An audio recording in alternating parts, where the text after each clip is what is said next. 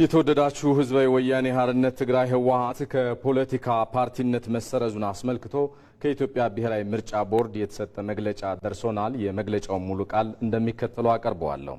ህወሓት ሐምሌ 19 ቀን 2016 ዓ.ም ጥያቄውን ሲያቀርብ አዋጅ ቁጥር 1332/2016 ታውጆ ለህዝብ በይፋ ተገልጾ በስራ ላይ ከዋለ ከሁለት ወር ካለፈ በኋላ ሲሆን በዚህ ወቅት የአዋጁ ዓላማ አፈጻጸምና በአዋጁ መሰረት በልዩ ሁኔታ ፓርቲ ሆኖ የመመዝገብ ሂደት በግልጽ የታወቀ በመሆኑ ህወሓትም ይህንን ለህዝብ ይፋ የሆነውን አዋጅ ዓላማና አፈጻጸም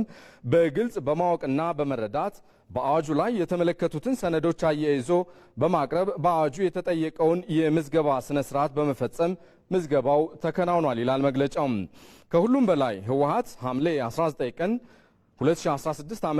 በተጻፈ ደብዳቤ ላይ የቀድሞው ህጋዊ ሰውነት ይመለስልኝ ቢልም ያቀረባቸው ሰነዶች ጥያቄው የቀረበው አዋጁን መውጣት ተከትሎ መሆኑና ፍትህ ሚኒስቴር ስለ ህወሓት ለቦርዱ የጻፈው ደብዳቤ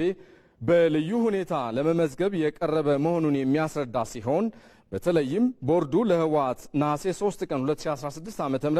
በልዩ ሁኔታ በመመዝገብ የተሰጠውን ህጋዊ ሰውነት ማረጋገጫ ሰርቲፊኬት ከሰርቲፊኬቱ ጋር አብሮ በሰጠው ነሐሴ 3 ቀን 2016 ዓ.ም በቁጥር A1162115180 በተጻፈ ደብዳቤ ላይ የህወሓት የቀድሞው ህጋዊ ሰውነት እንደማይመለስለት በግልጽ ተመልክቶ እያለ የፓርቲው ከፍተኛ አመራር በቦርዱ ዋና መስሪያ ቤት በመገኘት ሰርቲፊኬቱንና ደብዳቤውን በሚገባ አይተው አንብበውና ተስማምተው በፍቃዳቸው ፈርመው ከወሰዱ በኋላ ይህ በልዩ ሁኔታ ተመዝግቦ የተሰጠው የህጋዊ ሰውነት ማረጋገጫ አንቀበልም ማለት ተቀባይነት እንደሌለው ይገልጻል መረጃው። ቦርዱ በህግ የተጣለበትን ኃላፊነት ለመወጣትና ፓርቲው ያለበትን ኃላፊነትና ግዴታ እንዲወጣ ለማድረግ በተለያየ ወቅት በጽሁፍ ማሳሰቢያ ሲሰጥ ቢቆይም ፓርቲው ግዴታውን ባለመወጣቱ ቦርዱ የኢትዮጵያ የምርጫ የፖለቲካ ፓርቲ ምዝገባና የምርጫ ስነ ምግባር አዋጅ ቁጥር 1162/2011ን ማሻሻያ አዋጅ ቁጥር 1332/2016 እና አዋጁን ተከትሎ በወጣው መመሪያ ቁጥር 25/2016 መሰረት ምንም አይነት ቅድመ ሁኔታ ሳይጠበቅ ፓርቲውን ለመሰረዝ የሚያስችል የህግ መሰረት ቢኖረውም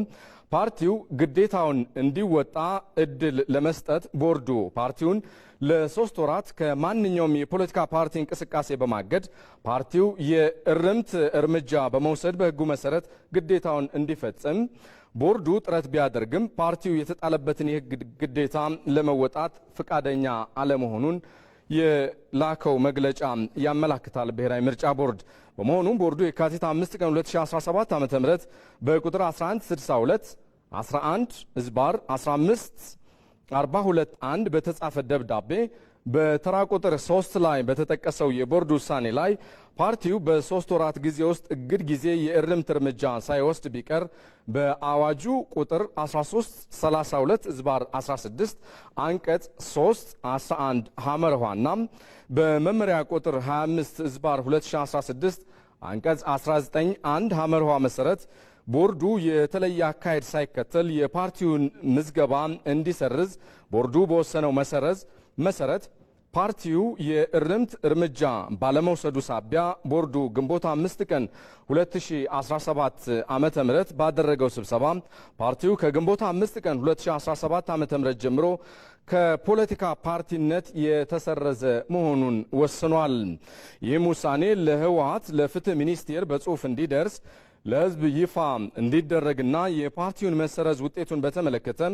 የአዋጅ ቁጥር 1162/2011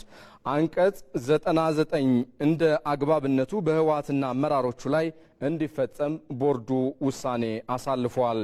የኢትዮጵያ ብሔራዊ ምርጫ ቦርድ ግንቦት 6 ቀን 2017 ዓ.ም አዲስ አበባ